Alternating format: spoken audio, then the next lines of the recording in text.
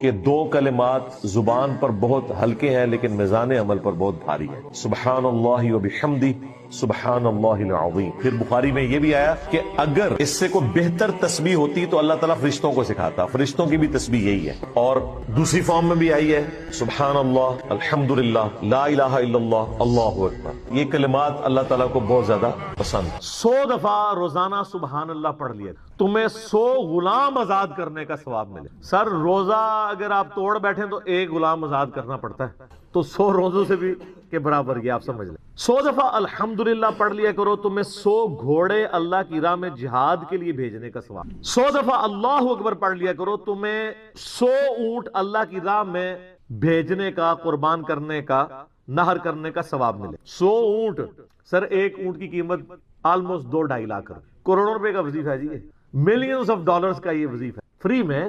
اور 100 دفعہ لا الہ الا اللہ پڑھ لیا کرو، یہ زمین و آسمان کے درمیان جتنا فاصلہ ہے اس کو ثواب سے بھر دے۔ سر لا الہ الا اللہ کے پھر برابری کون کر سکتا؟ وہ حدیث بطاقہ ہے نا، کاغذ کے پرزے والی حدیث جامع ترمذی میں، کہ ایک شخص کے 99 دفاتر گناہوں کے کھولے جائیں گے اور نامہ مال تل رہا ہوگا، تو اللہ تعالیٰ فرمائے گا میں کسی کے ساتھ ناانصافی نہیں کرتا۔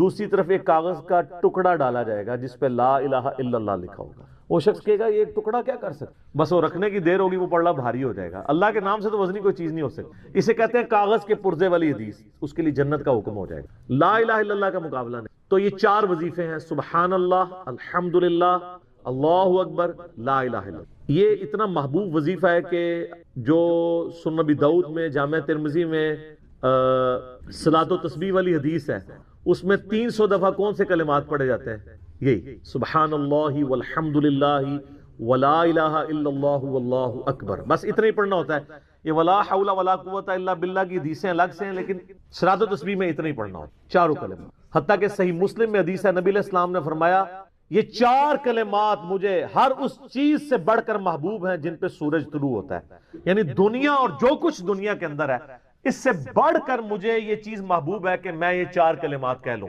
سبحان اللہ والحمدللہ ولا الہ الا اللہ واللہ اکبر۔ اور صحیح مسلم کی ایک اور حدیث ہے کہ نبی علیہ السلام نے فرمایا اللہ تعالیٰ کو اس سے بڑھ کر کوئی اور کلمات محبوب نہیں ہے، اور یہ حصہ بخاری میں بھی ہے اس کا، اور اس میں اللہ تعالیٰ کی طرف سے کوئی پابندی نہیں ہے، تم ان کی ترتیب بھی بدل سکتے ہو، یعنی سبحان اللہ کے بعد آپ اللہ اکبر پڑھ لیں، پھر لا الہ الا اللہ، کوئی فرق نہیں۔ یہ ایک اوپن چیز، آپ یوں بھی کر سکتے ہیں کہ پہلے 100 دفعہ پڑھ لیں سبحان اللہ سبحان اللہ سبحان اللہ، الحمدللہ الحمدللہ الحمدللہ، اللہ اکبر، کیونکہ را کو پھر لام سے ملائیں گے، اللہ اکبر اللہ اکبر اللہ اکبر، لا الہ الا اللہ لا الہ الا اللہ لا الہ الا اللہ۔ اور یوں بھی پڑھ سکتے ہیں، وہ زیادہ بہتر ہے، سبحان اللہ والحمدللہ ولا الہ الا اللہ واللہ اکبر، کیونکہ اکبر پہ وقف کریں گے، ورنہ یہ سبحان اللہ تو الحمدللہ ہی پڑھ نہیں سکتے آپ، کیونکہ الحمدللہ الحمدللہ بنے گا کانٹینیوس، جیسے اللہ اکبر اللہ اکبر اللہ اکبر، تو وقف کرنا پڑے گا سوائے سبحان اللہ کے۔ سبحان اللہ یہ تو پڑھ سکتے ہیں، لیکن الحمدللہ کو الحمدللہ وقف کرنا پڑے گا۔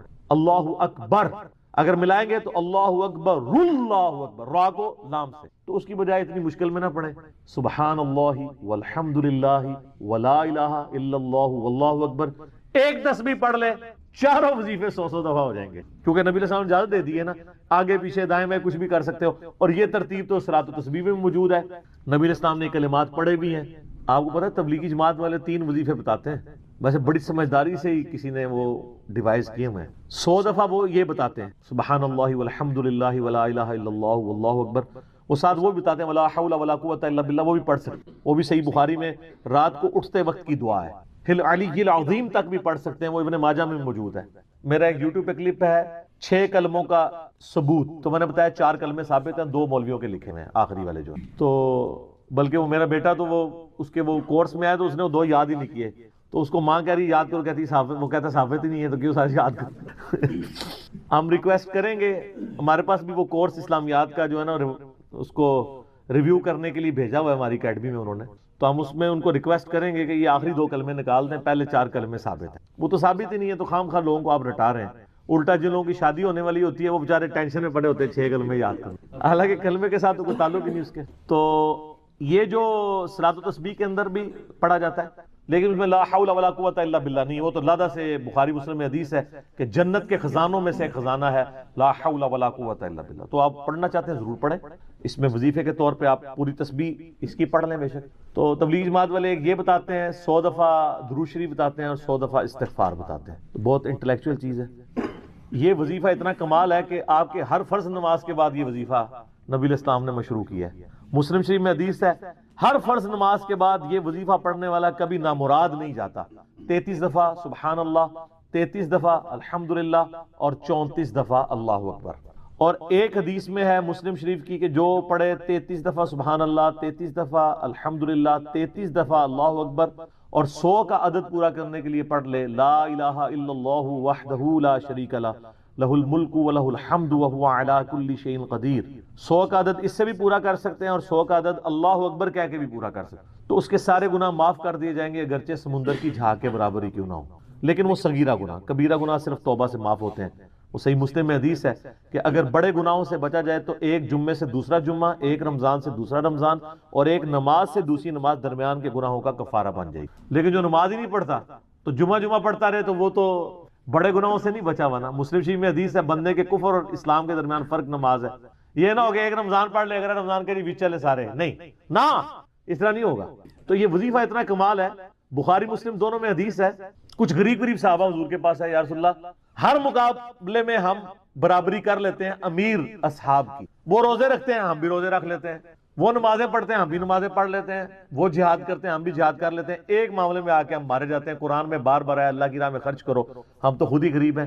تو آپ ہمیں کوئی اس کا حل تجویز کریں. تو آپ فرمایا میں تمہیں ایک ایسی چیز بتاتا ہوں کہ تم ان کی برابری کر لو گے. تم ہر فرض نماز کے بعد 33 دفعہ سبحان اللہ، 33 دفعہ الحمدللہ، 34 دفعہ اللہ اکبر پڑھ لیا کرو. یہ بخاری مسلم دونوں میں. کچھ دنوں کے بعد پھر وہ حاضر ہوئے یا رسول اللہ وہ تو امیر صحابہ کو بھی پتہ چل گیا، وہ بھی یہی کچھ پڑھ رہے ہیں. اب ہم کیا کریں؟ تسی تک لو جناب، تسی گرین کارڈ دے تے بلو کارڈ دے چکر پہ ہو، دنیا دے آخرت کے نہیں.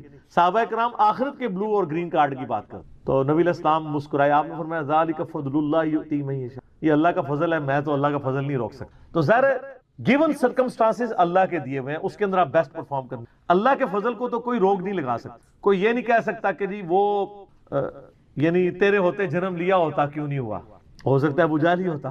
تو جس حال میں اللہ نے رکھا ہے اسی کو آپ بہتر سمجھیں. تو اس طرح کی کئی احادیث ہیں جو ان وظیفوں کو سپورٹ. اچھا مسلم شریف میں ایک حدیث میں یہ بھی آیا کہ 10 دفعہ سبحان اللہ، 10 دفعہ الحمدللہ اور 10 دفعہ اللہ اکبر. اگر کسی کے پاس ٹائم تھوڑا ہے نا تو فرض نماز کے بعد یہ بھی پڑھ سکتے. 10 دفعہ بھی وظیفہ یہ والا کیا جا سکتا. ایک بڑی رکت انگیز حدیث ہمارے یوسف بھائی نے اس پہ کلپ بھی بنایا ہے صفین کی راتوں میں. بخاری مسلم دونوں میں حدیث ہے. مولا علی علیہ السلام خود روایت کر رہے ہیں. وہ کہتے ہیں کہ نبی علیہ السلام کو جب اللہ نے کشادگی دی، کچھ غلام آپ کو گفٹ ملے، تو میں نے فاطمہ سے کہا کہ تم پورا دن گھر کی صفائی کرتی ہو، چکی چلاتی ہو، اس کی وجہ سے ان کے ہاتھ پہ بھی نشان بن گئے تھے. اس طریقے سے سامان اٹھا کے لاتی تھی تو وہ رسی کے نشان یہاں پڑے ہوئے تھے. تو نبی علیہ السلام سے جا کے جو ہے وہ ایک غلام ڈیمانڈ کر لیتے ہیں جو ہمیں ذرا ہیلپ آؤٹ کر دے گا. جب سب کو مل رہا ہے تو ہمیں بھی مل جائے گا. تو سیدہ فاطمہ حاضر ہوئی. یہ حدیث بخاری میں بھی ہے مسلم میں بھی. تو حضور علیہ السلام کے پاس گئیں، بات نہیں. طبیعت میں تربیت کس کی تھی سر؟ بولڈنس نہیں تھی وہ، حالانکہ باپ ہے اور حضور کو پتا تھا اپنی بچی کی. تو وہ گئیں، بات نہیں کر سکی، واپس چلی گئی. تو حضور علیہ السلام محفل برخاست ہوئی، آپ خود آ گئے. سر وہ حدیث کمال ہے. مولا علی کہتے ہیں میں اور فاطمہ ایک چادر میں لیٹے ہوئے تھے اور نبی علیہ السلام ہمارے گھر میں آئے اور پاؤں کی جانب سے نبی علیہ السلام ہمارے بستر میں داخل ہوئے، حتیٰ کہ آپ کے پاؤں کی ٹھنڈک ہم نے اپنے سینے پہ محسوس. یعنی حضور علیہ السلام نے پاؤں کی جانب سے اپنے پاؤں انٹر کیے اور وہ پاؤں سیدہ فاطمہ اور مولا علی کے سینے تک پہنچ گئے تو انہوں نے ان کو سینے سے لگا لیا. سر یہ فرینکنس کسی صحابی کو نصیب ہو سکتی؟ تو آپ نے فرمایا وہ فاطمہ تم آئی تھی، کوئی کام تھا؟ سیدہ فاطمہ سے پھر بھی بات نہیں. تو حضرت علی کہتے ہیں میں نے نا پھر کہا یا رسول اللہ وہ میں نہیں بھیجا تھا، پورا دن کام کرتی ہے. آپ کی بیوی کہتی ہیں ہماری کوئی ذمہ داری نہیں ہے. یہ بھی تو بیوی تھی نا. بخاری مسلم میں حدیث ہے جنتی عورتوں کی سردار ہے فاطمہ سلام اللہ علیہا. تو میں نے غلام کے لیے عرض کیا تھا یہ تھک جاتی ہے ہمیں ہیلپ آؤٹ کر دے گا. آپ علیہ السلام فرمایا میں تمہیں سے بہتر نہ چیز عطا کروں. کہ یا رسول اللہ عطا کریں. یعنی آپ لوگ تو سمجھ رہے ہوں گے کہ غلام مانگا ہے تو شاید ایک گھوڑا بھی ساتھ گفٹ مل جائے گا. ان کا جب رات کو بسترے پہ جانے لگو نا تو 33 دفعہ سبحان اللہ، 33 دفعہ الحمدللہ اور 34 دفعہ اللہ اکبر پڑھ لیا کرو، یہ تمہارے لیے اس غلام سے بھی بہتر ہے، یعنی سارے دن کی تھکاوٹ اتر جائے گی۔ سر یہ بہت بہترین وظیفہ ہے۔ تو اچھا، یہ حدیث مولا علی پوری زندگی سنایا کرتے تھے، کیونکہ حضرت فاطمہ اور مولا علی کی ایک محبت بڑی مثالی تھی۔ پھر لوگ بھی جو ہے نا وہ مولا علی سے پوچھا کرتے تھے فاطمہ والی حدیث، تسبیح فاطمہ، اسے تسبیح فاطمہ اسی لیے کہا جاتا ہے۔ تو یہ حدیث جب بیان کی مولا علی نے تو آگے نے تابعی نے پوچھ لیا، بخاری مسلم دونوں میں ہے، کہ حضرت علی کہتے ہیں کہ وہ دن ہے، آج کا دن ہے، میں نے کبھی یہ وظیفہ چھوڑا نہیں ہے۔ سر استقامت تو خود مل جاتی ہے، جس کے بسترے میں جا کے نبی علیہ السلام وظیفہ سکھا رہے ہوں تو وہ پوری زندگی اس واقعے کو کبھی بھول سکتا ہے کہ مجھے خود آ کے میرے بسترے میں آ کے، اور حتیٰ کہ آپ کے قدم مبارک میرے سینے سے لگے تھے، اس حال میں حضور نے مجھے یہ تحفہ دیا ہے، وہ تحفہ کوئی بھلا سکتا ہے؟ تو تابعی نے کہا کہ مولا علی سے کہا کہ کیا جنگ صفین کی راتوں میں بھی آپ یہ وظیفہ پڑھا کرتے؟ جب مسلمانوں پہ اتنا مشکل وقت تھا، آپ میدان جنگ میں تھے، آپ دیکھیں 30 سال کے بعد مولا علی کو تلوار دوبارہ اٹھانا پڑی اسلامی نظام کو بچانے کی۔ تو مولا نے کہا ہاں، صفین کی راتوں میں بھی میں نے کبھی یہ وظیفہ نہیں چھوڑا۔ تو اس پہ وہ کلپ بنایا تھا صفین کی راتوں میں، یہ اتنا کمال کا وظیفہ۔ اللہ تعالیٰ ہمیں اس وظیفے پہ استقامت دے، اور کچھ نہ کر سکیں یہ ضرور کیا کریں۔ بخاری مسلم حدیث ہے، ہم عائشہ کہتی ہیں نبی علیہ السلام نے فرمایا کہ اللہ تعالیٰ کو سب سے بڑھ کر محبوب عمل وہ ہے جو مستقل مزاجی سے کیا جائے، خواہ تھوڑا ہی کیوں نہ ہو، بنسبت اس عمل کے جو بہت زیادہ ہو لیکن مستقل مزاجی سے نہ ہو۔ ایک بندہ ایک دن 1000 دفعہ سبحان اللہ پڑھتا ہے، اگلے دن 10 دفعہ پڑھتا ہے، اس سے بہتر روزانہ ہی 10 دفعہ پڑھ لیں۔ تو یہ وظیفہ 100 دفعہ پڑھنے کے لیے کوئی زیادہ ٹائم ریکوائرڈ نہیں ہوتا۔ آپ روٹین میں ہیں، آپ پاس دونوں آپشن ہیں، الگ الگ کر کے پڑھ لیں تب بھی ٹھیک ہے، ایک ہی دفعہ میں پڑھ لیں سبحان اللہ والحمدللہ ولا الہ الا اللہ واللہ اکبر تب بھی درست۔ اور فرض نماز کے بعد تو اور کوئی وظیفہ، ایک آیت الکرسی والا وظیفہ، اور یہ تسبیح فاطمہ والا وظیفہ، اور تکبیر بلند کرنا، استغفار پڑھنا، اللہم انت السلام منک السلام، سارے اذکار اس میں لکھے ہوئے ہیں۔ چند ایک وظائف تو ضرور پڑھیں، اور اس میں یہ والا وظیفہ کبھی نہ چھوڑیں، یہ بہت ایکسٹرا آرڈنری ہوتا ہے۔ روزے کی جو ٹائمنگز ہیں، یعنی سحری اور افطاری کی، یہ بھی اکثر لوگ پوچھ رہے ہوتے ہیں کہ ہم نے اذان کو فالو کرنا ہے یا ٹائمنگ کو فالو کرنا ہے۔ بھائی آپ نے ٹائم کو فالو کرنا ہے۔ اذان جو ہے وہ سحری اور افطاری کے لیے نہیں دی جاتی، اذان دی جاتی ہے آج کے دور میں اس لیے کہ نماز کے لیے آپ کو انفارم کیا جائے۔ وہ بھی خیر ہم گھڑیوں سے معاملہ چلا سکتے ہیں، لیکن وہ شعار اسلام میں سے ہے، اسے ہم چینج نہیں کر سکتے۔ اس لیے اذانیں تو ساری کی اذانیں بھی 15 منٹ تک ہوتی رہتی ہیں، اور لوگ اس دوران کھاتے پیتے رہتے ہیں، تو اس طرح تو روزہ نہیں ہوگا بھائی۔ اگر آپ کا ٹائم ٹیبل بتا رہا ہے کہ آج 5:10 پہ ختم سحری ہے، تو بس آپ نے 5:09 پہ ہی کھانا پینا بند کر دینا ہے اپنے علاقے کے مطابق۔ اذان کا تو کوئی تعلق ہی نہیں ہے۔ بعض اوقات مساجد کے اندر گھڑیاں سٹینڈرڈ ٹائم پہ نہیں ہوتی ہیں، ان کو بھی 5:10 کا پتہ ہے لیکن 3 منٹ گھڑی پیچھے ہے، تو ظاہر ہے وہ تو جا کے 5:13 پہ اذان دیں گے اور آپ اذان کے اوپر لائک کریں گے۔ لہٰذا آج کے دور میں تو یہ مسئلہ اس طریقے سے نہیں ہونا چاہیے۔ پلس افطار کے وقت بھی گھڑیوں کی ٹائمنگ کا فرق ہوتا ہے، اور پھر کچھ زدہ معاملات بھی چل رہے ہوتے ہیں۔ ہم نے تو اپنے جیلم شہر میں دیکھا ہے کہ بالکل صحیح ٹائم پہ اذان دے رہے ہوتے ہیں اہل حدیث، جیسے ہی رمضان شروع ہوتا ہے 5 منٹ پہلے اذان دینا شروع کر دیتے ہیں، جی بھائی جلدی افطار کرنا ہے۔ بھائی وقت سے پہلے تو افطار نہیں کرنا۔ لہذا پہلا شرعی مسئلہ یہ ہے کہ آپ لوگوں کے پاس ٹائم ٹیبل بھی موجود ہے، گھڑی سٹینڈرڈ ٹائم ہونی چاہیے، ایپس ہیں تو ان کے ذریعے آپ دیکھ لیں، اس میں بھی جو کراچی یونیورسٹی والوں کی کیلکولیشن ہے ٹوائلائٹس کے پوائنٹ آف ویو سے وہ بہترین ہے، اس کو آپ فالو کریں۔ اور اپنی جو مساجد کے اندر ڈیجیٹل واچ ہیں ان کو وہ شافعی ٹائم کے اوپر آپ رکھ لیں۔ ویسے تو حنفی اور شافعی ٹائم میں فجر اور مغرب کا فرق نہیں ہے، وہ صرف عصر کا فرق آتا ہے، لیکن چلیں وہ آپ اس کو اس پہ سیٹ کر لیں اور اس کو آپ نے فالو کرنا ہے۔ 5 منٹ پہلے ہی روزہ بند کر دیں۔ اسی طریقے سے کھولنا ہے تو جب تک وہ ٹائم پورا نہ ہو جائے روزہ نہیں کھولنا، ادروائز آپ کا روزہ سرے سے نہیں ہوگا۔ یہ ایک کریٹیکل مسئلہ ہے۔ باقی قرآن حکیم میں جو میں نے آپ کو بتایا، رکوع نمبر 23 آیت نمبر 183 سے 188، اس میں بھی آیا ہے کہ آپ نے روزے کو سٹارٹ کرنا ہے طلوع فجر سے لے کر رات ہونے تک، اور رات کی ڈیفینیشن شریعت میں غروب آفتاب ہے۔ رات کے لیے یہ ضروری نہیں کہ بالکل سیاہ ہو جائے، نہیں، جیسے ہی سورج غروب ہوگا رات کا وقت شروع ہو جائے گا۔ مسئلہ نمبر 2، اذان کے دوران کھانا پینا۔ تو بھائی یہ جو اذان کے دوران کھانا پینا ہے، یہ ایک سنن نبی داؤد کی حدیث تھی جسے مس یوز کیا لوگوں نے، وہ اس طریقے سے نہیں تھی. وہ یوں ہے کہ سنن نبی داؤد میں حدیث ہے کہ جو شخص سحری کر رہا ہے اور اس دوران اذان شروع ہو جائے تو جو اس کے سامنے برتن ہے اس میں سے کچھ کھا پی لے جلدی سے، یعنی وہ جو ٹرانزیشن پیریڈ ہے اس دوران.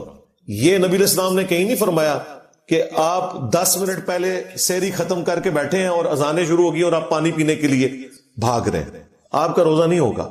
یہ اس شخص کے لیے ہے کہ مثلا 5:05 پہ اس نے سحری شروع کی اور 5:10 پہ ختم سحری ہو رہی ہے. اس دوران وہ 1-2 منٹ اوپر کھا لیتا ہے ٹرانزیشن پیریڈ میں، تو اس کے لیے ایک گنجائش ہے. یہ بھی بہتر ہے کہ ایسا نہ کرے. لیکن ایک بندہ اٹھے ہی 5:10 پہ ہے اور اسے پتا ہے کہ 5:25 تک اذانیں چلتی ہیں اور ختم سحری ہے ہی 5:10 ہے، تو وہ 15 منٹ کے جی میں اذانوں کے دوران کھا رہا ہوں، اس کا روزہ کوئی نہیں. بالکل یہ ذہن میں رکھیے گا. تو وہ اس حدیث کو غلط لوگوں نے یوز کیا. وہ ٹرانزیشن پیریڈ کے لیے تھا. جس طرح بخاری مسلم میں ہے کہ جس نے طلوع آفتاب سے پہلے فجر کی 1 رکعت پا لی اس نے فجر کی نماز پا لی، اگرچہ 1 رکعت اس کی اس ٹرانزیشن پیریڈ میں ہے کہ سورج نکل رہا ہے، غروب وقت ہے، لیکن پھر بھی اس کی نماز ہو جائے گی. اس طریقے سے اسی حدیث میں ہے جس نے غروب آفتاب سے پہلے عصر کی 1 رکعت پا لی اس نے عصر کی نماز پا لی، اگرچہ اس کی 3 رکعتیں مغرب کے وقت میں. تو یہ ٹرانزیشن پیریڈ کی بات ہو رہی ہے، یہ ذہن میں رکھیے گا. اور یہ بھی اس شخص کے لیے ہے جو شخص اس سے پہلے سحری شروع کر چکا تھا، کسی مجبوری کی وجہ سے وہ لیٹ اٹھا تھا. لیکن اگر کوئی شخص اٹھے ہی ایسے وقت میں ہے کہ ختم سحری ہو چکی ہے، اس کے لیے یہ نہیں ہے. یہ ذہن میں رکھیے گا. اس کی مرضی ہے، ٹھیک ہے، وہ 8 پیرا روزہ رکھنا چاہتا ہے رکھ لے، ادر وائز چھوڑنا چاہتا ہے چھوڑ دے، بعد میں ایک روزے کی قضا دے دے اگر اسے یہ خدشہ ہے کہ میں کھائے پیے بغیر روزہ چلا نہیں سکوں گا. بخاری مسلم میں حدیث ہے کہ جب حضرت بلال اذان دیں تو تم کھانا پینا ترک نہ کرو، کیونکہ وہ لوگوں کو اٹھانے کے لیے اذان دیتے ہیں. اور جب عبداللہ ابن ام مکتوم اذان دیں تو تم فوراً کھانا پینا ترک کر دو، کیونکہ وہ ایک نابینا شخص ہیں. جب تک انہیں کوئی یہ نہ بتائے کہ طلوع فجر ہو چکی ہے، یعنی ختم سحری کا وقت ہو گیا ہے، اس وقت تک وہ اذان نہیں دیتے. تو جیسے ہی وہ اذان دیں فوراً کھانا پینا چھوڑ دو. اس زمانے میں اذان کے ذریعے بتایا جاتا تھا کہ ختم سحری ہو چکی ہے. تو ظاہر ہے کہ وہ اتنا ایکوریٹ تو نہیں ہوتا ہوگا جتنا آج کل ہے. آج کل تو ہم سیکنڈز تک بتا سکتے ہیں، لہٰذا ان کے اوپر تو وہ والی گرفت اس انداز میں نہیں ہو سکتی. لیکن آج ہمیں پوری کی پوری کیلکولیشنز پتہ ہے. لیٹ لانگ کے ذریعے عام سافٹ ویئرز کے اندر بھی 1.5-2 لاکھ شہروں کے نمازوں کے ٹائم اور سحری اور افطاری کے ٹائم لکھے ہوتے ہیں. ظاہر ہے وہ نمازوں والے ٹائم ہے نا. فجر کا وقت جب داخل ہوتا ہے وہ ختم سحری ہے، اور جب مغرب کا وقت شروع ہوتا ہے وہ غروب آفتاب ہے، وہاں پہ آپ نے روزہ کھولنا ہے. لہٰذا آج کے دور میں تو ایز سچ یہ کوئی مسئلہ نہیں رہا. مسئلہ نمبر 3، اگر کوئی شخص غلطی سے مغرب سے پہلے روزہ کھول لے تو اس کا روزہ باطل ہو جائے گا، بعد میں 1 روزے کی وہ قضا دے گا. صحیح بخاری میں آتا ہے کہ نبی الاسلام کے زمانے میں کافی گہرے بادل آگے مغرب میں، تو اس وقت تو گھڑیوں والا سلسلہ ہی نہیں تھا. تو اسما بنت ابی بکر کہتی ہیں کہ ہم نے روزہ کھول لیا اور بعد میں سورج نکل آیا. اس زمانے میں علم غیب نہیں تھا ہوتا اصل میں. ہاں آپ کو انہوں نے کہانی کروائی ہوئی ہے جی، کوئی بڑے سے بڑا غوث قطب ابدال بھی ہو، وہ ایک صحابی کے گھوڑے کے قدموں کی ہاک نہیں ہے، اور غوث قطب ابدال تو پوری کائنات کو اس طرح دیکھ رہے ہیں جیسے ہتھیلی کے اوپر دانا. یار میں صحابہ کرام کی حضرت ابوبکر کی بیٹی کی بات کر رہا ہوں، ٹھیک ہے، جو صحابی ہیں، حضرت زبیر کی بیوی ہیں، عبداللہ ابن زبیر کی والدہ ہیں. وہ کہہ رہی ہیں کہ ہم نے روزہ کھولا اور بعد میں سورج نکل آیا. تو وہ عبداللہ ابن زبیر کا جو چھوٹا بھائی ہے عروہ ابن زبیر، ان کے بیٹے تھے ہشام، وہ یہ روایت بیان کر رہے تھے. تو وہ ہشام بن عروہ سے کسی نے پوچھا کہ جب سورج نکل آیا تھا تو پھر وہ روزے کا کیا بنا؟ تو انہوں نے کہا روزے کی قضا دی تھی، اس کے سوا تو کوئی چارہ ہی نہیں تھا. لیکن دیکھیں آج یہ نہیں ہو سکتا. میں کہتا ہوں جی گپ اندھیرا چھا جائے اور غروب آفتاب کا ٹائم آپ کی گھڑی بتا رہی ہے 6:20، ہمارا بچہ بھی روزہ نہیں کھولے گا، جو مرضی ہو جائے. وہ کہے گا جی یہ تو سورج نکل آئے گا. یہ سائنس کی برکات میں آپ کو بتا رہا ہوں کہ آج کل دین کو پریکٹس کرنا کتنا آسان ہے. یہ غلطی کے چانس ہی ختم ہو گئے. تو اس سے یہ بات پتہ چل گئی کہ اگر کوئی شخص اس طریقے سے غلطی کر بیٹھے تو وہ بھول چوک اس کی معاف نہیں ہوگی، اس کا روزہ اسٹیبلش ہی نہیں ہوگا اس کیس کے اندر. مسئلہ نمبر 4 کہ اگر کوئی شخص بھول کر کھا پی لے، یعنی اسے یہ یاد نہیں رہا کہ اس کا روزہ تھا، تو اب اس کا حکم ڈفرنٹ ہے. وہ بخاری مسلم میں حدیث ہے, جو شخص بھول کر کھا پی لے تو اسے اللہ نے کھلایا اور پلایا ہے, اس کا روزہ اس سے ضائع نہیں ہوگا. لیکن جیسے ہی اسے یاد آئے گا, وہ جو منہ میں بھی لقمہ ہے وہ باہر پھینکنا ہوگا. یہ نہیں ہے کہ اب بوٹی رکھی ہوئی ہے تو چلو, نہیں, اس ایک لمحے میں جیسے ہی آپ کو پتا چلا تو اس کو بھی آپ نے منہ والی غذا کو بھی باہر نکالنا ہوگا. اگر اسے آپ نے اندر کر لیا پھر روزہ گیا, کیونکہ اب آپ کو پتا چل گیا. اسی طریقے سے اسی میں امپلائڈ ہے, اگر کوئی میاں بیوی کا تعلق اس اعتبار سے قائم ہو گیا, ویسے تو یہ بہت دور کی بات ہے, لیکن چونکہ ہمیں سوال پوچھا جاتا ہے, ہماری مجبوری ہے کہ ہم بتائیں کہ وہ بھی پھر روزہ اس کا اس اعتبار سے باطل نہیں ہوگا اگر بھول کر کوئی ایسا معاملہ ہوا. مسئلہ نمبر 5, مردوں کے لیے اگر نائٹ فال والا ایشو ہو جائے, احتلام ہو جائے روزے کی حالت میں, تو کیا اس کا روزہ ٹوٹ جائے گا؟ نہیں, اس کا روزہ نہیں ٹوٹے گا, کیونکہ یہ تو اس کے اختیار میں نہیں ہے. لہذا نائٹ فال کے کیس میں روزہ نہیں ٹوٹتا. مسئلہ نمبر 6 وہ ہے کہ اگر عورت کے مینسز شروع ہو جائیں, یعنی وہ پیریڈ شروع ہو جائیں, تو کیا اس کا روزہ ٹوٹ جائے گا؟ جی, اس کا روزہ ٹوٹ جائے گا. اس کی وجہ یہ ہے کہ بخاری مسلم میں حدیث ہے, عائشہ سلام اللہ علیہا کہتی ہیں کہ نبی علیہ السلام ہمیں حالت حیض میں چھوڑے ہوئے جو روزے ہیں ان کی قضاء کا بعد میں حکم دیتے تھے, اور نمازوں کی قضاء کا حکم نہیں دیتے تھے. یعنی پیریڈز میں جو نمازیں چھوٹتی ہیں وہ ظاہر مشکل کام ہے, پھر وہ 35 نمازیں بن جائیں گی, وہ اللہ تعالیٰ نے عورتوں سے معاف کر دی ہیں, لیکن روزوں کی معافی نہیں ہے, وہ آپ نے بعد میں قضاء دینی ہے. لہذا اگر غروب آفتاب سے 1 منٹ پہلے بھی اگر کسی کے ساتھ پیریڈز والا ایشو ہو گیا تو وہ والا اس کا روزہ اسی وقت ختم ہو جائے گا. لیکن ظاہر ہے کہ پھر وہ لوگوں کے سامنے کھانے پینے کی تو ضرورت نہیں ہے, عورتوں کو پتا ہوتا ہے, وہ پردے سے اپنے معاملات کو لے کے چل رہی ہوتی ہے.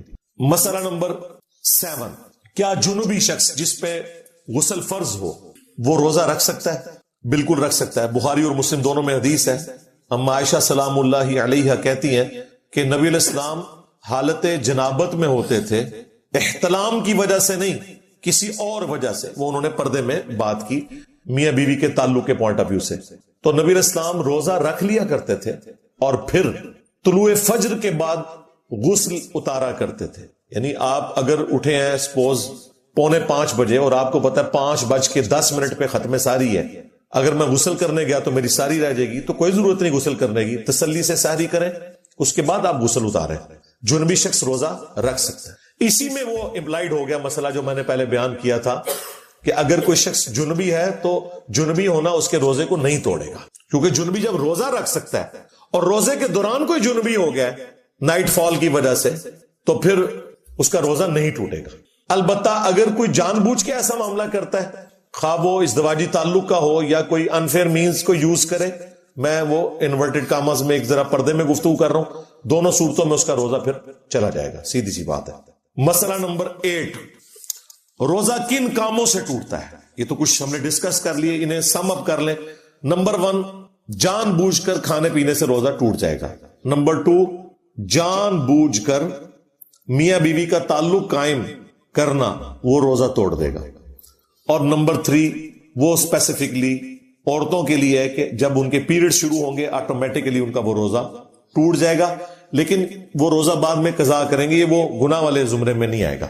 اور نمبر 4, اگر کوئی شخص غلط طریقے سے, یعنی مردوں کے لیے میں بات کر رہا ہوں, ماسٹربیشن والا ایشو کرتے ہیں تو ان کا روزہ بھی ٹوٹ جائے گا. مسئلہ نمبر 9, اگر کوئی روزہ توڑ ہی بیٹھے تو اس کا پھر کفارہ کیا ہوگا؟ تو وہ بخاری اور مسلم میں رپورٹ ہوا ہے کہ اگر کوئی شخص میاں بیوی کے ازدواجی تعلق کی وجہ سے روزہ توڑ بیٹھا ہے تو اس کا تو بڑا سخت کفارہ ہے. ایک غلام کو آزاد کرے گا جو آج کل آبسلیٹ ہو چکے ہیں, اب تو غلام نہیں ملتے. ادروائز 60 روزے رکھے گا, 60 روزے نہیں رکھ سکتا اور وہ بھی مسلسل رکھنے ہیں, تو 60 مساکین کو کھانا کھلائے گا. اور ظاہر ہے یہ اس کے لیے جو بیچارہ افورڈ کر سکتا ہے, جو نہیں کر سکتا صرف توبہ کر لے کافی ہے.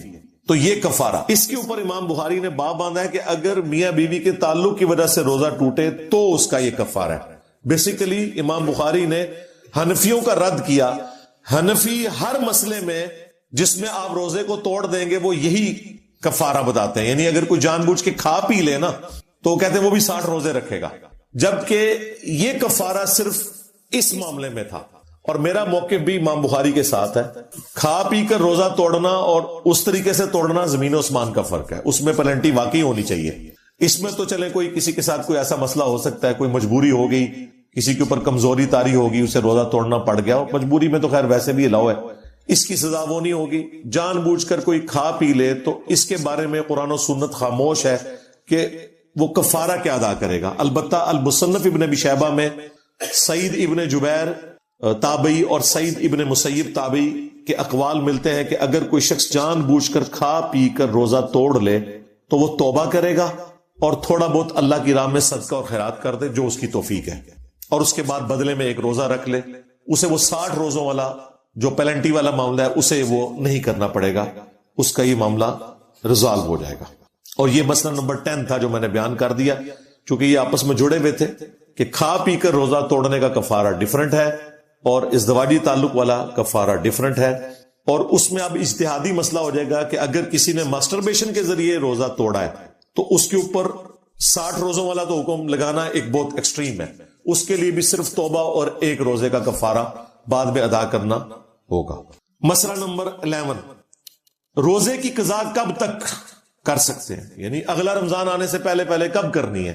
تو اس کے بارے میں بخاری اور مسلم دونوں میں حدیث ہے. عائشہ سلام اللہ علیہا کہتی ہیں کہ میں اپنے جو پیریڈز کے روزے چھوٹ جاتے تھے رمضان کے, میں ان کی قضا شعبان کے مہینے میں دیا کرتی تھی, جو اگلا شعبان آنے والا ہے. یعنی اگلے رمضان سے پہلے جو شعبان کا مہینہ تھا اس میں عائشہ کہتی ہیں کہ میں قضا دیا کرتی تھی, اور اس کی ریزن یہ تھی, انہوں نے خود بیان کر دی, نبی علیہ السلام کی مشغولیت کی وجہ سے. چونکہ بخاری مسلم میں ہے کہ کوئی عورت نفلی روزہ بھی اپنے خاوند کی اجازت کے بغیر نہیں رکھ سکتی, چونکہ نبی علیہ السلام بخاری مسلم میں رپورٹ ہوا ہے کہ شعبان کا پورا مہینہ روزہ رکھا کرتے تھے. تو ام عائشہ کہتی ہیں مجھے اللہ کی یاد, لا الہ الا انت سبحانک انی کنت من الظالمین, سورۃ الانبیاء میں آیا, اور اللہ تعالیٰ نے فرمایا سورہ الصفات میں کہ اگر یونس اس دعا کے ساتھ ہمیں یاد نہ کرتا ہائے ہائے تو پھر اسی دن مچھلی کے پیٹ سے نکالا جاتا جس دن کے مردے نکالے جائیں گے, یعنی قیامت تک. یعنی وہ مچھلی یونس کی قبر بن جاتی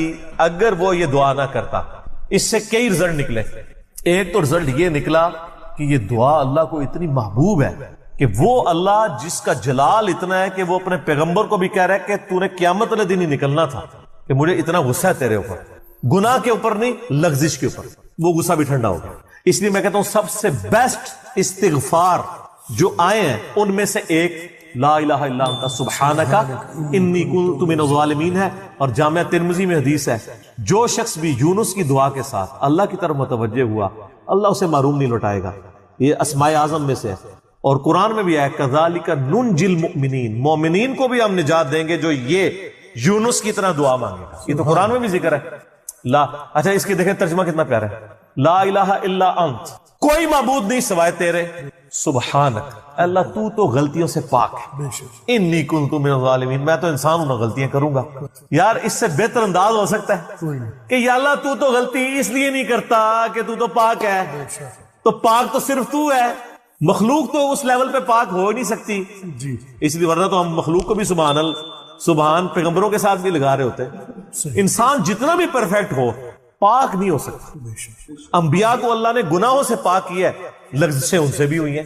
حضرت آدم علیہ السلام سے لغزش ہوئی ہے, نوح علیہ السلام نے کافر بیٹے کے لیے دعا کی ہے, موسیٰ علیہ السلام سے بندہ مر گیا, نبی علیہ السلام کی 4 لغزشیں قرآن میں ذکر ہوئی ہیں. غزوہ احد پہ بددعا نکل گئی تھی زبان سے, تو وہ سورہ آل عمران میں آیا کہ آپ کو کوئی اختیار نہیں ہے, آپ نے بددعا دی ہے, اللہ چاہے تو ان کو ہدایت دے. اور پھر اسی خالد بن ولید کو ہدایت بھی مل گئی, اور اسی مبارک زبان سے جس سے بددعا ملی تھی سیف اللہ کا لقب بھی مل گیا. ٹھیک ہے, یہ سر اللہ کے اختیار ہے. پرفیکٹ صرف گاڈ ہے, اس کی کوئی مخلوق بھی پرفیکشن میں اس لیول پہ نہیں جا سکتی. مخلوق کی یہ اللہ کا نقص نہیں ہے بلکہ مخلوق کا نقص ہے کہ جو مخلوق ہوگا نا وہ پرفیکٹ نہیں ہو سکتا. جیسے خالق ہمیشہ سے ہے, مخلوق ہمیشہ سے ہو ہی نہیں سکتی. وہ کہتے ہیں نا, اکثر لوگ سوال کرتے ہیں کہ اللہ تعالیٰ اپنے ساتھ کا ایک اور خدا پیدا کر سکتا ہے. ہم کہتے ہیں یہ محال ہے, اس لیے کہ جو پیدا ہوگا وہ خدا ہوگا ہی نہیں. جو پیدا ہو گیا تو خدا کون ہے؟ لم یلد ولم یولد. ٹھیک ہو گیا. تو ذکر بھی کریں سر, اللہ کو یاد کریں, جھوم جھوم کے ہر جگہ ذکر کریں. کوئی پروٹوکول نہیں, نہ وضو نہ غسل, ذکر کے لیے کوئی پروٹوکول نہیں ہے. جب مرضی ذکر کریں, اللہ کو یاد کریں, اور اس کے لیے کپڑے پہننا ہونا بھی ضروری نہیں ہے. اکثر لوگ یہ سمجھتے ہیں کپڑے پہننا ضروری ہے، نہ کوئی ضروری نہیں ہے. بعض اوقات بندہ وضو کے لیے اندر چلا جاتا ہے غسل کے لیے یا غسل کرتے ہوئے، تو لوگ بسم اللہ نہیں پڑھتے ہیں، کپڑے پہن کے پھر بسم اللہ پڑھتے ہیں. سر اللہ اور بندے کا کون سا پردہ ہے؟ ٹھیک ہے آپ کر سکتے ہیں ذکر. اگلا سوال ہے، میں نے اپنی زندگی میں بہت شرک کیا ہے لیکن الحمدللہ اب توبہ کر چکا ہوں، لیکن اس کے باوجود یہی فکر دامن گیر رہتی ہے کہ شرک تو ناقابل معافی گناہ ہے. معلوم نہیں کہ میری توبہ قبول ہوگی بھی یا نہیں، مجھے بتائیں میں کیا کروں. آپ سب سے پہلے تو اس طرح کے خیالات سے توبہ کریں جو آپ کر رہے ہیں. ٹھیک ہے، اس کی وجہ یہ ہے کہ سورہ التوبہ کی آیت نمبر 70 میں اللہ تعالیٰ نے فرمایا کہ جو شخص توبہ کر لے سچے دل کے ساتھ، اور اس سے پہلے بڑے بڑے گناہوں کا ذکر ہوا ہے، ان میں سے ایک شرک بھی. بلکہ اب یہ کریٹیکل سوال ہے تو میں یہ آیت پڑھ کے بھی بتا دیتا ہوں. پارہ نمبر 19 کے اندر جا کے سورہ الفرقان کی آیت نمبر ہے یہ 70. اعوذ باللہ من الشیطان الرجیم، بسم اللہ الرحمن الرحیم.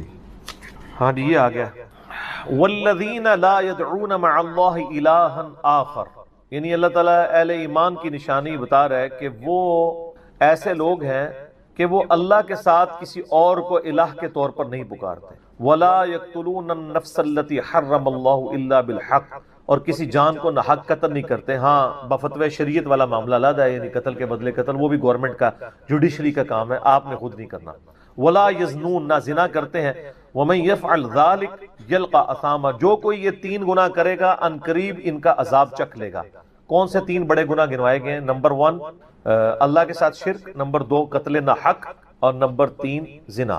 حتیٰ کہ بخاری مسلم میں ایک حدیث ہے کہ نبی علیہ السلام سے جب بڑے بڑے گناہوں کے بارے میں پوچھا گیا نا تو آپ نے یہی 3 گناہ گنوائے اور پھر آپ نے کہا قرآن پڑھ کے دیکھو.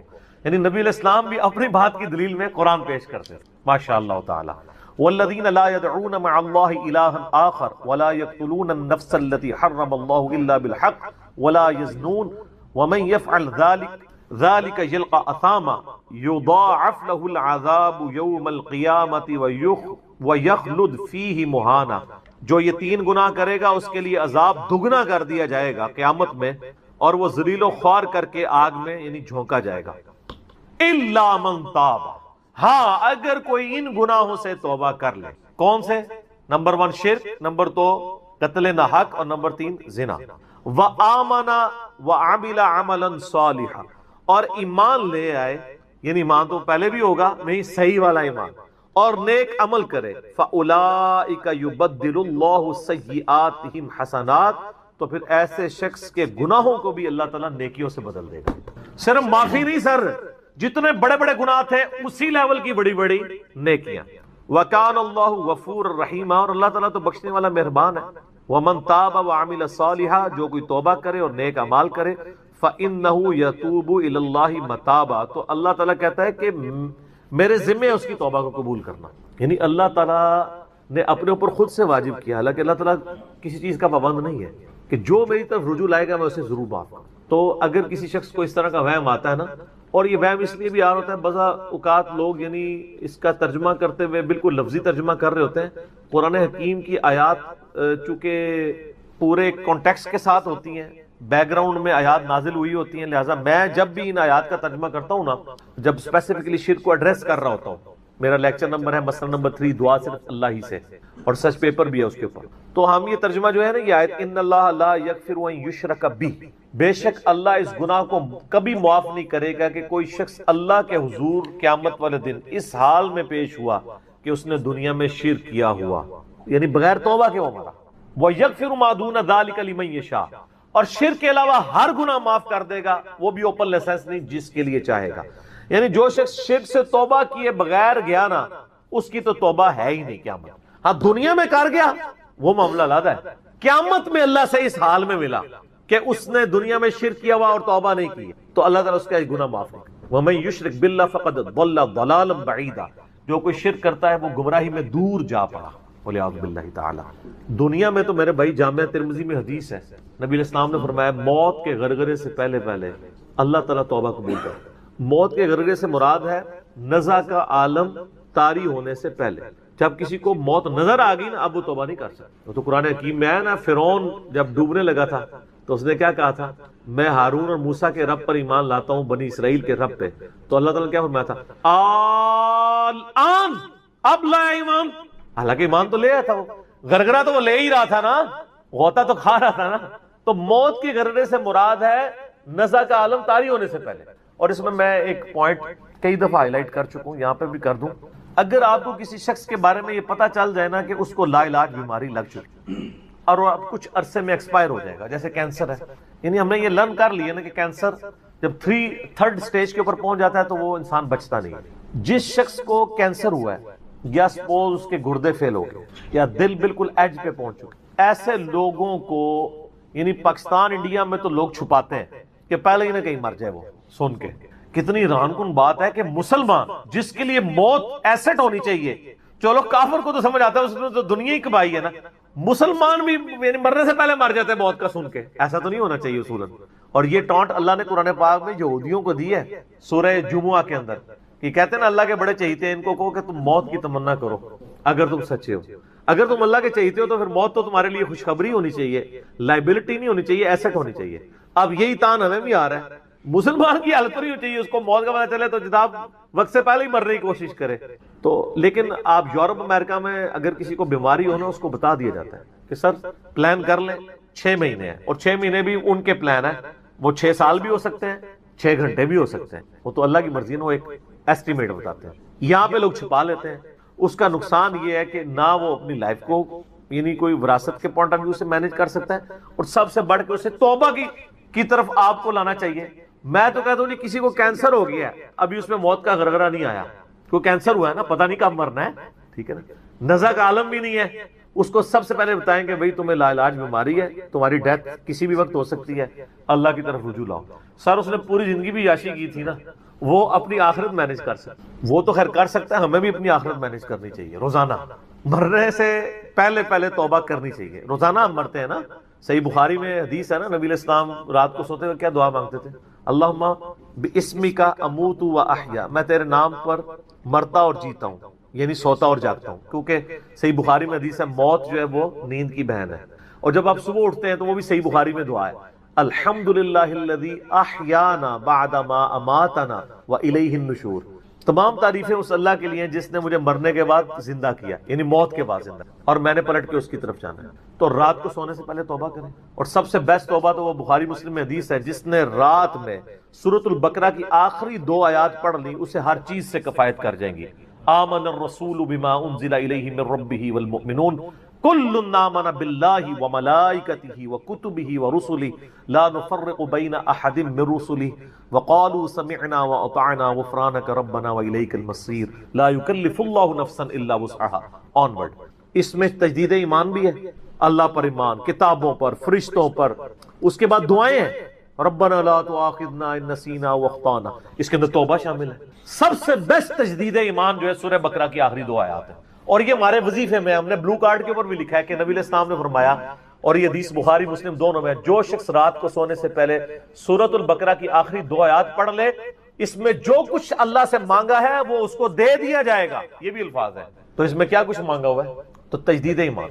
پھر صحیح بخاری میں حدیث ہے کہ نبی علیہ السلام فرمایا جو صبح یقین کے ساتھ 1 دفعہ پڑھ لے سید الاستغفار, اور شام سے پہلے اگر مر گیا سیدھا جنت میں جائے گا. اور اگر شام کو پڑھ لیا پورے یقین کے ساتھ, یقین سے مراد ہے کہ باقی توبہ کا اس کا ارادہ ہوا, صبح سے پہلے مر گیا سیدھا جنت. اللہم انت ربی لا الہ الا انت خلقتنی وانا عبدک وانا علی عہدک ووعدک ما استطعت اعوذ بک من شر ما صنعت ابوء لک بنعمتک علی وابوء بذنبی فاغفر لی فانہ لا یغفر الذنوب الا انت. یہ سید الاستغفار ہے. تو یہ وہ ہے توبہ جو روزانہ کرنی چاہیے, نزع سے پہلے, یعنی صبح پہ پڑھے شام کو پڑھے. بلکہ مسند البزار میں صحیح سند کے ساتھ ہے کہ نبی صلی اللہ علیہ وآلہ وسلم ہر فرض نماز کے بعد بھی سید الاستغفار پڑھتے ہیں. ہر فرض نماز کے بعد ایک تو ہم پڑھتے ہیں نا اللہ اکبر استغفر اللہ استغفر اللہ استغفر اللہ اللہم انت السلام منک السلام تبارک یا ذا الجلال والاکرام. اس کے بعد آپ سید الاستغفار آیت الکرسی بھی پڑھیں. آیت الکرسی کے بارے میں بھی آیا ہے سنن نسائی الکبریٰ کے اندر صحیح سند کے ساتھ, ہم نے گرین کارڈ میں ڈالا ہے کہ جو شخص آیت الکرسی فرض نماز کے فوراً بعد پڑھے گا مرتے ہی جنت میں جائے گا. لیکن نماز پڑھے گا, خالی آیت الکرسی نہیں, نماز کے فوراً بعد, تو نماز بھی اس کو پڑھنی چاہیے. تو اس طرح یعنی تجدید ایمان والا یہ معاملہ بھی کرنا چاہیے، اور یہ وہم ہی نہیں بننا چاہیے کہ اللہ تعالیٰ معاف نہیں کرے گا۔ صحیح بخاری اور مسلم دونوں میں حدیث ہے کہ میں اپنے بندے کے گمان کے قریب ہوں، جو بندہ میرے لیے گمان کرتا ہے میں ویسا ہوں اس کے۔ جو شخص یہ کہتا ہے اللہ مجھے معاف نہیں کرے گا تو اس کو واقعی اللہ معاف نہیں، اور جو کہے گا کہ اللہ تعالیٰ مجھے معاف کر دے گا اسے اللہ معاف کر۔ تو انشاءاللہ تعالیٰ یہ کبھی ایسا نہیں کرنا چاہیے اللہ تعالیٰ سے نا امیدی والا معاملہ۔ آپ اپنے رب کے وعدوں پر، نبی صلی اللہ علیہ وسلم کے وعدوں پر یقین رکھیں کہ جس شخص نے سچے دل سے توبہ کی ہے اس کی نہ صرف توبہ قبول ہوگی سورۃ الفرقان آیت نمبر 70 کے تحت، بلکہ اس کے گناہوں کو بھی نیکیوں سے بدل دیا جائے گا۔ تو اللہ تعالیٰ رجوع لانے والوں کو پسند فرماتا ہے، بار بار رجوع لاتے رہنا چاہیے۔ اللہ تعالیٰ سے اپنے آپ کو آزاد نہیں کرنا چاہیے، نیکی کی ہو یا نہ کی ہو، گناہ کیا ہو یا نہیں کیا، یہ علیحدہ سے بات ہے۔ نبی علیہ السلام سے بڑھ کر کون نیک ہو سکتا ہے؟ صحیح بخاری میں حدیث ہے کہ میں بھی روزانہ 70 سے زیادہ دفعہ اپنے رب کی طرف استغفار لے کے آتا ہوں، استغفر اللہ و اتوب الیہ، نبی علیہ السلام۔ اور یہ 70 کا عدد آپ نے کثرت کے لیے بولا ہے۔ عربی میں 70 کا مطلب 70 ڈیجٹ نہیں ہوتا، 70 کا مطلب 1000 دفعہ بھی ہو سکتا ہے، 10,000 دفعہ بھی ہو سکتا ہے، 100 دفعہ بھی ہو سکتا ہے، کثرت کے لیے بولا جاتا ہے۔ تو استغفار تو بندے کی ضرورت ہے، یہ اللہ سے ایک نیکی ہے، اور ہر چیز کے ساتھ استغفار اٹیچ ہے۔ آپ دیکھیں کہ محفل سے اٹھنے کی جو دعا ہے اس میں استغفار ہے، سبحانک اللہم و بحمدک اشہد ان لا الہ الا انت استغفرک و اتوب الیک، سنن نسائی میں حدیث ہے۔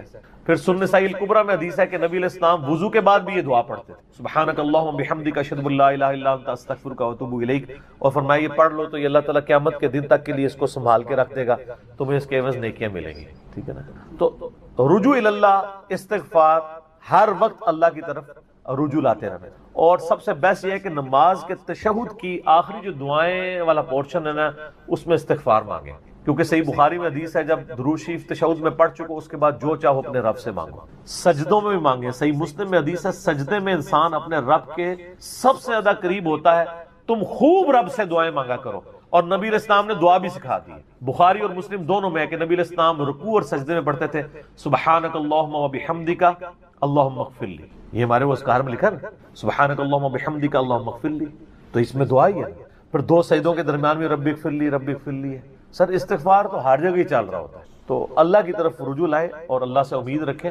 دنیا میں کسی نے توبہ کر لی تو موجہ ہی موجہ، یہ آخرت کے لیے معاملہ ہے۔ تو شرک، یار آپ نے کیا شرک کیا ہوگا جو صحابہ کرام نے قبول ایمان سے پہلے کیا؟ سر صحیح مسلم میں حدیث ہے 321 نمبر، میں نے کربلا والے ریسرچ پیپر میں ڈالی، بڑی لمبی حدیث ہے۔ عمر بن عاص رضی اللہ تعالیٰ عنہ کہتے ہیں کہ جب مجھے یہ اندازہ ہوا کہ اب نبی علیہ السلام یعنی غلبہ پائیں گے، یعنی اللہ نے ان کا سینہ اسلام کے لیے کھول دیا، اسلام قبول کرنے کے لیے نبی صلی اللہ علیہ وآلہ وسلم کی خدمت میں حاضر ہوئے، تو خود ہی بتاتے ہیں، اور انہوں نے اپنے نزع کے عالم میں موت کے وقت میں اپنے بیٹے کو، بڑی لمبی بڑی رکت انگیز حدیث ہے، میرا یوٹیوب پہ کلپ بھی ہے، عمر بن عاص کی موت کے وقت اشک بار آنکھوں سے سننے والی۔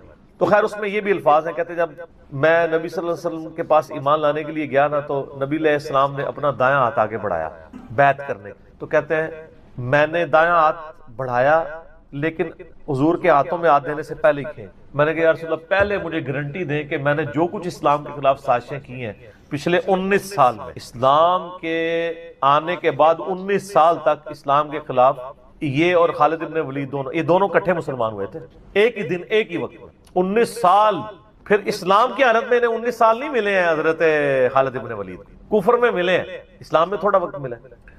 تو حضرت عمر بن عاص کہتے ہیں میں نے ہاتھ کھینچ لیا، میں نے کہا یا رسول اللہ پہلے گارنٹی دے میرے سارے گناہ معاف ہوں۔ تو آپ صلی اللہ علیہ وسلم نے فرمایا کہ اے عمر کیا تجھے نہیں پتا کہ اسلام پچھلے کے سارے گناہوں کو معاف کر دیتا ہے، اور اللہ کی راہ میں ہجرت پچھلے کے سارے گناہوں کو معاف کر دیتی ہے، اور حج مبرور پچھلے کے سارے گناہوں کو معاف کر۔ تو یعنی اسلام لے کر آنا کتنی بڑی دولت ہے۔ تو یہ تجدید ایمان کرنا، کلمہ پڑھ کے یہ اپنا تجدید ایمان والا معاملہ بھی کرتے رہنا چاہیے، یہ بھی ایک توبہ کا ذریعہ ہے۔ اللہ سے امید رکھیں، اللہ کو اصل میں باغی پسند نہیں ہے، جو گناہ کر کے توبہ کر لیتے ہیں نا وہ اللہ کو بڑے پسند ہیں، اتنے پسند ہیں کہ ایک بڑی عجیب و غریب روایت ہے صحیح بخاری اور مسلم میں، صحیح مسلم میں ذرا زیادہ ڈیٹیل ہے کہ نبی علیہ السلام فرماتے ہیں اگر تم گناہ کرنا چھوڑ دو گے تو اللہ تعالیٰ تمہیں ختم کر دے گا، اور ایسی مخلوق لے کے آئے گا کہ جو گناہ کرتی ہو اور اللہ ان کو معاف کر کے خوشی محسوس کرے۔ اچھا اس کو بعض لوگوں نے دوسری طرف لے لیا، ان کا جی اللہ تعالیٰ گناہوں سے بڑا خوش ہوتا ہے، نہیں نا، اصل میں یہ بتانا چاہ رہے تھے نبی صلی اللہ علیہ وآلہ وسلم کہ انسان کے اندر بلٹ ان فالٹ رکھا گیا ہے کہ وہ غلطی کرے گا، اصل مسئلہ یہ ہے کہ وہ آدمی بنے۔ آدم نے اپنی غلطی کو جسٹیفائی کیا نہیں، جب غلطی کی تو کیا کہا؟ ربنا ظلمنا انفسنا وان لم تغفر لنا وترحمنا لنکونن من الخاسرین. معاف کر دیا اللہ نے. شیطان نے اپنی غلطی کی جسٹیفیکیشن دینا شروع کر دی. میں ایسے بہتر ہوں، تو نے اس کو مٹی سے بنایا، مجھے آگ سے بنایا ہے، میں اس کو کیسے سجدہ کروں. جو اپنی غلطی کی جسٹیفیکیشن دے وہ شیطان ہوتا ہے، اور جو اپنی غلطی کی جسٹیفیکیشن دیے بغیر سیدھی معافی مانگ لے وہ آدمی ہوتا ہے. ہم کہتے ہیں نا آدمی، آدم کے ساتھ اس کی مضبوط ہو جاتی ہے. تو رجوع اللہ، تو وہ نبی الاسلام یہ بتانا چاہ رہے تھے کہ ایسی مخلوق جو گناہ نہ کرے وہ تو آلریڈی اللہ کے پاس موجود ہے. فرشتے، اللہ نے انسان اور جن کو ایسی مخلوق بنایا ہے جو اپنی ول سے اپنے رب کو چوائس کرے. فَأَلْهَمَهَا فُجُورَهَا وَتَقْوَاهَا، ان میں یعنی برائی کا مادہ بھی رکھ دیا، اچھائی کا بھی. وہ خود اپنی عقل ایز اے انسٹرومنٹ یوز کر کے یہ اللہ تعالیٰ کو خود سے وہ چوز کرے. ایسی مخلوق اللہ کو چاہیے تھی. سر یہی وہ چیز ہے جیسے انسان فرشتوں سے افضل ہو جاتا ہے. اور میں اکثر کہا کرتا ہوں کہ یہ وہ دولت ہے جو جبرائیل کے پاس بھی نہیں ہے. سر جبرائیل مجھ سے اگر میرا ایمان ایکسچینج کرنا چاہے نا، میں نہیں کرتا. جبرائیل نے خدا کو مانا ہے خدا کی مرضی سے، اور میں نے خدا کو مانا ہے اپنی مرضی سے. اس کا کوئی ایکویلنٹ نہیں. اسی لیے انسان اشرف المخلوق ہے. اسی لیے انسان کو اللہ نے اتنا درجہ ہے. فرشتے سے بہتر انسان بننا، مگر اس میں لگتی ہے محنت. انسان بنے، آدمی بنے. یہ نہ ہو کہ اولئک کالانعام بل هم اضل، جو سورۃ الاعراف میں ہے کہ وَلَقَدْ ذَرَأْنَا لِجَهَنَّمَ كَثِيرًا مِنَ الْجِنِّ وَالْإِنسِ، جنوں اور انسانوں کی اکثریت دوزخ کے لیے ہی پیدا ہوئے ہیں. یہ اللہ نے ایکسپرٹ اوپینین دیا. یہ نہیں ہے کہ میں نے دوزخ کے لیے ان کو بنایا. ساتھ یہ ہے کہ ہم نے ان کو کام دیے تھے، یہ سنتے نہیں. سننے کا سا نہیں سنتے. آنکھیں دی تھی دیکھتے نہیں، دیکھنے کا سا دیکھتے نہیں، یعنی عبرت والا. اور عقل دی تھی، دل دیے تھے. آپ عقل کر لیں ترجمہ، دل کر لیں. وہ سوچتے نہیں ہیں. اولئک کالانعام بل هم اضل، یہ تو چوپایوں کے مانند ہے بلکہ ان سے بھی بدتر ہیں، جو آنکھ، کان اور عقل کو یوز کر حق بات تک نہیں پہنچتے. ولا تقف ما ليس لك به علم، 10 کمانڈمنٹس میں سے 9 کمانڈ کیا ہے؟ سورہ بنی اسرائیل آیت نمبر 36. انسان کسی چیز کی پیروی اس وقت تک مت کرنا جب تک تجھے اس کے بارے میں ڈیفینیٹ علم حاصل نہ ہو جائے. ان السمع والبصر والفؤاد كل اولئک كان عنه مسؤولا، بے شک کان، آنکھیں اور عقل ان کے بارے میں پوچھا جائے گا. تم نے ان کو یوز کر کے حق بات تک پہنچنے کی کوشش کیوں نہیں کی ہے؟ اچھا ہم کوشش ماشاءاللہ کر رہے ہیں لیکن دنیا میں حق بات تک پہنچنے. میں آپ سے ایک چھوٹا سا سوال کرتا ہوں. آپ موٹر بائک پہ جا رہے ہو، دن کے وقت آپ نے ہیڈ لائٹ کھولی ہوئی ہو، سامنے سے آپ کو کوئی یوں اشارہ کرے تو آپ اسے گالی سمجھیں گے؟ فوراً ہیڈ لائٹ آف کریں گے. لیکن معذرت کے ساتھ آپ کوئی دینی غلطی کر رہے ہو اور آپ کو کوئی ہائی لائٹ کرے تو آپ اس دینی غلطی کے ہائی لائٹ ہونے کو اسی اشاری کی طرح سمجھیں گے یا آگے سے اس کو پڑھ دیں گے؟ جہاں تو یہی ہوتا ہے، پڑھ دیتے ہیں. اسی لیے لوگ اکثر لوگ بتانا ہی چھوڑ گئے ہیں. وہ کہتے ہیں یار کہہ دسیے، کتنے بوڑھے ہو چکے ہیں، وضو کرنے کا طریقہ نہیں، یہاں تک صرف بازو اوپر کیا ہوتا ہے، ان کو پتہ نہیں کہ کون سمیت دھونا ہے. سال لوگ دیکھ رہے ہوتے ہیں، کہتے ہیں یار چھوڑ. حالانکہ وہی بندہ اس وقت گڑھے میں گرنے لگے نا تو کتنے لوگ اس کو پکڑانے کے لیے آ جائیں گے، کیونکہ وہ فزیکلی نظر آ رہا ہوگا نا. آخرت کا گڑھا نظر نہیں آ رہا نا، انسان کہتا ہے خیر ہے. یہی ہمدردی ہماری آخرت کے پوائنٹ آف ویو سے بھی ہونی، اور یہی حوصلہ ہمیں سننے کے اعتبار سے بھی ہونا چاہیے. میں اکثر کہتا ہوں کہ دنیا میں اگر آپ کو گالی دے کے بھی آپ کے دنیا کے نفع کی کوئی بات کرے نا، فلانا ٹینگیا تو اتنے بیٹھے ہیں، ادھر تو اناؤنسمنٹ ہوئی ہے کہ جناب جو اپنا شناختی کارڈ لے کے آ جائے تو اس کو راشن فری مل رہا ہے، تو آپ کو اس دوست کی گالی یاد آئے گی کہ یار بڑی مہربانی، بعد میں بھی آ کے بھی شکریہ ادا کریں گے. لیکن وہی دوست آپ کو پیار محبت سے بات سمجھائے کہ یار یہ تم غلط کر رہے ہو، آپ اس کو کتے کی طرح پڑ جاتے ہیں. اور کوئی نہیں تو کہتے ہیں اس کو تمیز ہی نہیں بات کرنے کی. دنیاوی طور پہ وہ گالی نکال کے بھی دنیاوی فائدے کی بات کرے تو آپ تمیز کو نہیں دیکھتے، اور آپ کے آخرت کے فائدے کی بات وہ لجاجت سے بھی کرے تو آپ کہتے ہیں تمیز سے نہیں بات کر رہا. اصل میں آپ نے خود کبوتر کی طرح آنکھیں بند کی ہوئی ہیں. بلی کو غائب کرنا چاہتے ہیں لیکن بلی غائب نہیں ہوگی، تھوڑی دیر بعد آپ کی گردن مروڑ لے، والعیاذ باللہ تعالی. یعنی یہ ایک انسان کے اوپر ایک موت کی تلوار تو لٹک رہی ہے. ٹھیک ہو گیا؟ تو ان کو کہ بے فکر ہے، توبہ قبول ہے انشاءاللہ تعالی. اگلا سوال، کیا فرض نماز کے بعد 3 بار استغفر اللہ کے بعد ایک دفعہ سید الاستغفار بھی پڑھ سکتے ہیں؟ یہ بدعت تو شمار نہیں ہوگا. نہیں، کوئی بدعت نہیں ہوگا. صحیح مسلم میں حدیث ہے کہ نبی علیہ السلام فرض نماز کے بعد 3 دفعہ استغفر اللہ پڑھتے تھے اور پھر ایک دفعہ پڑھتے تھے اللہم انت السلام و منک السلام تبارکت یا ذا الجلال والاکرام. اور بخاری اور مسلم دونوں میں ہے کہ فرض نماز کا مکمل ہونا نبی علیہ السلام کی ہم تکبیر کی آواز سے پہچانتے تھے، یعنی بلند آواز سے آپ اللہ اکبر کہتے تھے. پہلے ایک دفعہ اللہ اکبر بلند آواز سے کہنا ہے، پھر 3 دفعہ آہستہ آواز میں استغفر اللہ. یہ ہمارے اہل حدیث بھائی جو ہیں اس سنت پہ عمل کر رہے ہیں، لیکن وہ استغفر اللہ بھی اونچا بولتے ہیں. استغفر اللہ اونچا بولنا خلاف سنت ہے. صرف اللہ اکبر بلند آواز سے. اور دوسری طرف علماء عرب ہیں, انہوں نے اپنے اذکار کارڈ میں سے اللہ اکبر نکال ہی دیا ہوا ہے, وہ صرف استغفر اللہ پڑھتے ہیں. اور جب ان سے پوچھیں کہ یار اللہ اکبر نہیں پڑھتے, وہ کہتے ہیں نہیں, یہ جو بخاری مسلم میں ہے نا کہ نبی علیہ السلام بلند آواز سے تکبیر پڑھتے تھے, تو تکبیر سے مراد استغفر اللہ ہے. دیکھیں آپ بندہ کو ضد میں, استغفر اللہ کس عربی ڈکشنری میں تکبیر ہے؟ اگر آپ نہیں مانتے تو ہم آپ کو علم الکلام اور فقہ والا جواب دیتے ہیں. بخاری مسلم میں حدیث ہے, حضرت ابو ہریرہ کہتے ہیں کہ نبی علیہ السلام جب نماز شروع کرتے تو تکبیر کہتے, جب رکوع میں جاتے تو تکبیر کہتے, جب رکوع سے سر اٹھاتے تو سمیع اللہ لمن حمیدہ ربنا ولک الحمد کہتے, جب سجدے میں جاتے تو تکبیر کہتے, جب سجدے سے سر اٹھاتے تو تکبیر کہتے. تو کیا وہ استغفر اللہ کہتے تھے؟ کہتے نہیں, وہ اللہ اکبر ہی ہوتا تھا. تو بخاری مسلم میں جو ہے کہ نماز کا ختم ہونا میں تکبیر کی آواز سے پہچانتا تھا, تو وہ بھی پھر استغفر اللہ نہیں, تکبیر ہی ہے. یہ میں نے فقی علماء عرب کو بھی دی تھی, اور وہ بڑے ضد میں ہیں. وہ کسی کارڈ کے اوپر ان سے جو عربی کارڈ بھی چھپ کے آتے ہیں نا, آپ لوگ اگر دیکھیں نا, وہ اللہ اکبر نہیں لکھا ہوتا. یہ تو شکر ہے دارالاسلام والوں نے, چونکہ انٹرنیشنلی سب سے بڑا ادارہ ہے اہل حدیث کا, انہوں نے جو اذکار والے چھاپے ہیں اس میں اللہ اکبر چھاپا ہے, تو یہ عام ہوا ہے. ورنہ پاکستان کے اہل حدیث بھی اس کے اندر مبتلا ہو گئے تھے. اب ایون یہاں جو عرب ملکوں سے اہل حدیث آتے ہیں نا, وہ اللہ اکبر نہیں اونچا کہتے ہیں, وہاں پہ ٹرینڈ نہیں ہے, وہ سنت ہی کھا گئے ہوئے. دیکھو ایک سوال میں کتنے جواب دیتے ہیں. تو استغفر اللہ کے بعد آپ سید الاستغفار پڑھ سکتے ہیں. بخاری میں حدیث ہے, جو بندہ سید الاستغفار صبح کے وقت ایک دفعہ پڑھ لے پورے یقین کے ساتھ, یہ انٹرنیشنل نمبر کے مطابق ہے 6306. ٹھیک ہے جی, ابھی تو میں جوان ہوں. اللہم انت ربی لا الہ الا انت خلقتنی وانا عبدک وانا علی عہدک ووعدک ما استطعت اعوذ بک من شر ما صنعت ابوء لک بنعمتک علی وابوء بذنبی فاغفر لی فانہ لا یغفر الذنوب الا انت. جو صبح کے وقت پورے یقین سے پڑھ لے, شام سے پہلے مر گیا تو جنتی, اور جو شام کو پڑھ لے صبح سے پہلے مر گیا تو جنتی. یہ صبح شام کے اذکار بلو کارڈ میں ہمارا یہ ذکر موجود ہے. آپ یہ سید الاستغفار فرض نماز کے بعد پڑھ سکتے ہیں, بلکہ سنت بھی ہے. گرین کارڈ میں ہم نے نہیں ڈالا, وہاں جگہ نہیں تھی. مسند البزار میں صحیح سند کے ساتھ یہ حدیث موجود ہے کہ نبی علیہ السلام فرض نماز کے بعد بھی ایک دفعہ سید الاستغفار پڑھتے تھے. تو نہ صرف یہ جائز ہے بلکہ سنت ہے. اور میں الحمدللہ فرض نماز کے بعد جو آیت الکرسی کا وظیفہ ہے, باقی اذکار ہیں, تو میں سید الاستغفار ہر فرض نماز کے بعد پڑھتا ہوں, کیونکہ نبی علیہ السلام کی سنت تھی سید الاستغفار بھی, اور 3 دفعہ استغفر اللہ لادا سے, اور اللہم انت السلام منک السلام, اور باقی اذکار. اور یہ تو میں صرف سمجھانے کے لیے کہہ رہا ہوں, یہ تو آپ گن بھی نہیں سکتے. قرآن پاک میں اللہ تعالیٰ نے فرمایا نا کہ اللہ کی نعمتیں اتنی زیادہ ہیں کہ تم انہیں شمار کرنا چاہو تو شمار بھی نہیں کر سکتے. تو وہاں سے اللہ تمہیں رزق دے گا, تمہیں گمان بھی نہیں. اب رزق کے لیے ضروری نہیں ہے کہ آپ کے پاس مال و دولت اور آپ کے ایسٹس بڑھ جائیں. یہ بھی اللہ تعالیٰ کا بہت بڑا رزق ہے کہ آپ کے پاس جو تھوڑے بہت ایسٹس ہیں وہ سلامت ہیں. کسی ایک میڈیکل کیس کسی گھر کے اندر 1 کروڑ پڑتی بندے کو بھی لا کے زیرو پہ کھڑا کر سکتے. آپ کی زندگی میں کئی ایسے کیسز ہوئے ہوں گے, جدادیں تک بک جاتی ہیں. اور مجھے واصف علی واصف صاحب کی بات یاد آ گئی. وہ کہتے ہیں میں وہ مسجد میں بیٹھا ہوا تھا, تو ایک بندے کو میں نے دیکھا کہ وہ دعا مانگ رہا ہے کہ یا اللہ 25 سال پہلے جو میں نے دعا تجھ سے کی تھی وہ واپس لے لے, بس یہ دعا کر رہا ہے. کہتے ہیں وہ فارغ ہوا تو میں نے اس سے پوچھا کیا ہوا.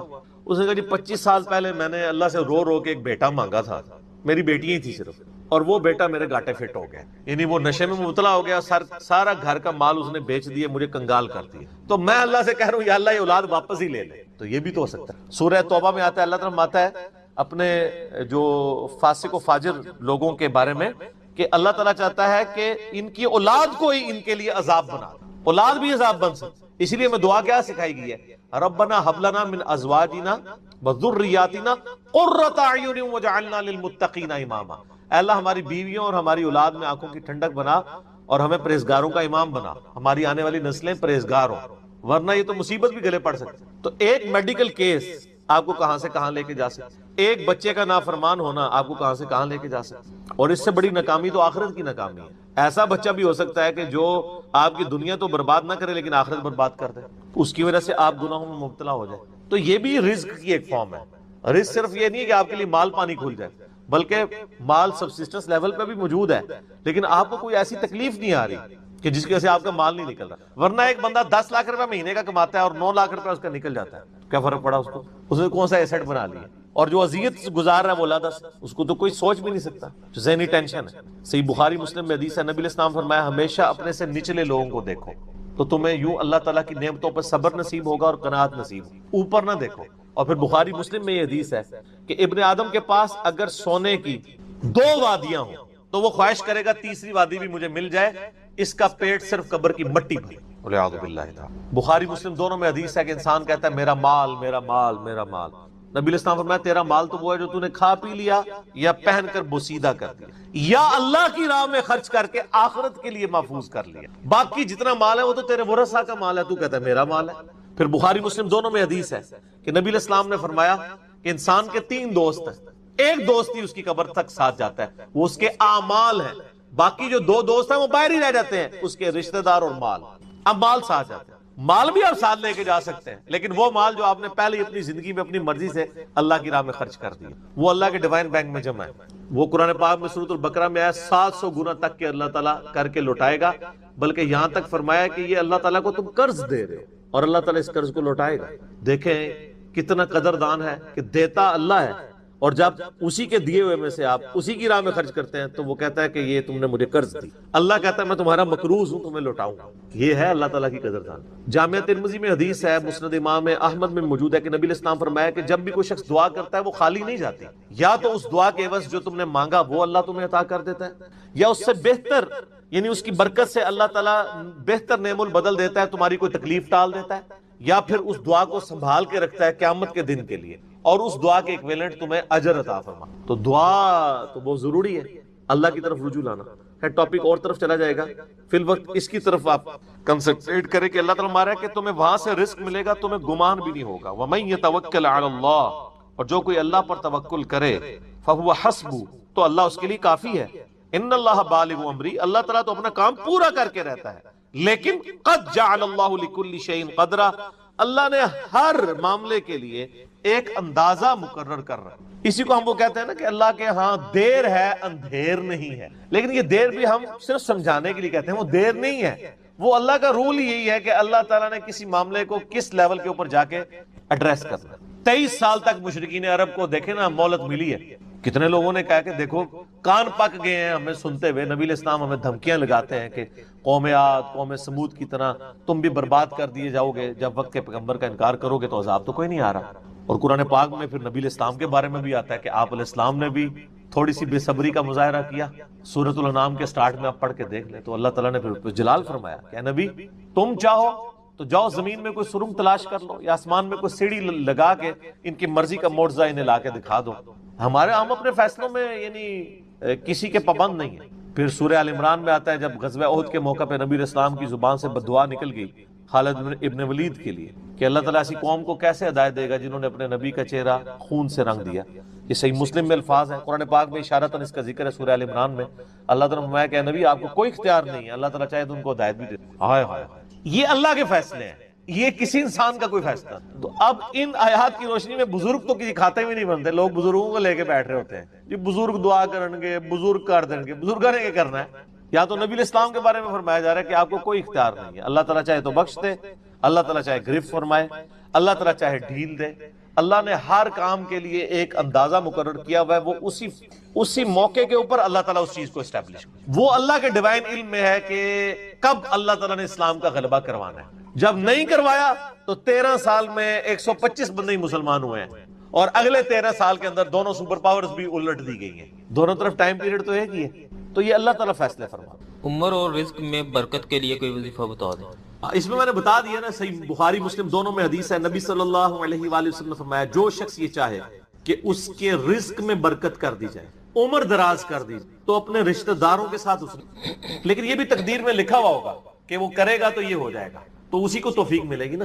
تو اللہ تعالیٰ اس کی عمر میں برکت صرف یہ نہیں ہے کہ ایک بندہ 60 سال کا تو اب 100 سال پہ مرے، کئی 100 سال کی زندگی پاتے ہیں اور کام چوانی کا بھی نہیں کر کے مرتے، اور بعض لوگ 50 سال میں اتنا کام، امام شافعی کی عمر